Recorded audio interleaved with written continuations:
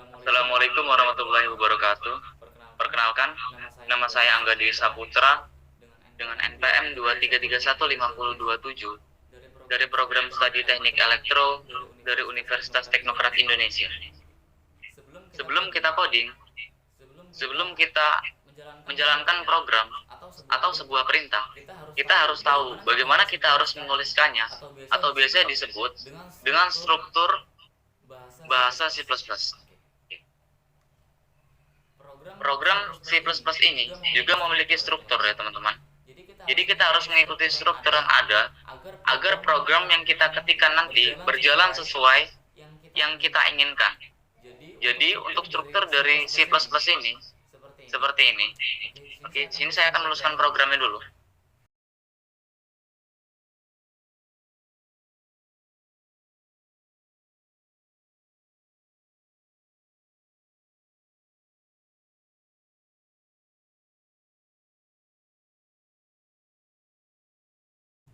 Oke. Jadi programnya kira-kira seperti ini. Nah, perlu kita perhatikan. Di sini yang paling atas ada include IOStream. Lalu setelah itu ada using namespace std. Nah, setelah itu ada int main. Dan ada kurung kurawal pembuka serta ada kurung kurawal penutup. Saya jelaskan satu persatu ya teman-teman. Jadi kalau di sini include dan using namespace itu merupakan suatu komponen yang disebut dengan header. Jadi dari ini dia selalu ada di paling atas. Untuk apa? Jadi untuk program yang akan kita buat itu akan mengakses file-file yang disediakan di header ini. Jadi maksudnya dia adalah kebutuhan dari sebuah program yang akan kita buat agar kita semua paham. Oke? Di sini saya akan analogikan atau akan saya ibaratkan sesuai dengan pemahaman yang saya ketahui. Oke? Jadi include IOStream ini kita ibaratkan sebagai perpustakaan yang di dalamnya ada sebuah buku dengan tema std.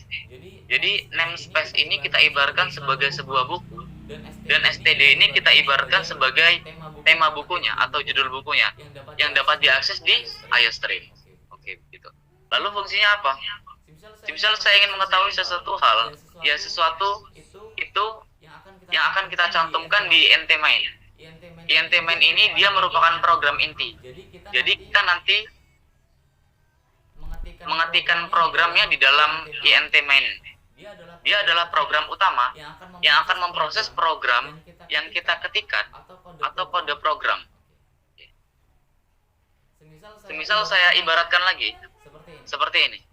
Ketika saya di sini ingin menyantumkan suatu hal dan saya tidak tahu sumbernya, saya akan mengakses melalui buku itu dengan tema std.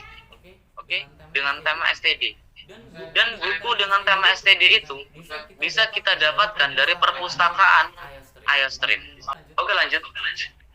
Pertama kali dalam belajar bahasa pemrograman, biasa kita diharuskan menampilkan outputan suatu karakter atau menampilkan outputan suatu kata. Oke, jadi teman-teman, C++ ini juga ada kode program yang digunakan untuk menampilkan suatu karakter. Kalau di lainnya mungkin, di bahasa lain mungkin ada print atau lain-lain. Di sini kita menggunakan yang namanya cout. Cout seperti ini teman-teman. Oke. Di sini saya akan mengetikkan kata yang misalkan saya ingin menampilkan kata belajar coding. Belajar coding. Oke. Di sini di cout ada tanda panah 2 yang mengarah ke cout. Maksudnya, kata belajar coding ini akan ditampilkan menggunakan cout. Nah, cout ini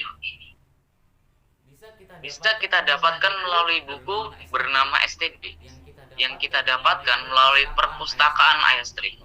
Oke. Di sini kita bisa coba lihat hasil outputannya. Sebelum kita compile and run, kita bisa save dulu. Jadi di compiler Dev C++ ini sebelum kita compiler atau run atau kita jalankan untuk melihat hasil outputannya, kita harus menyimpan programnya dulu. Di sini kita bisa menggunakan Ctrl S. Kalian bisa simpan di folder yang kalian inginkan. sini saya akan simpan di sini. Oke. Jika sudah tersimpan,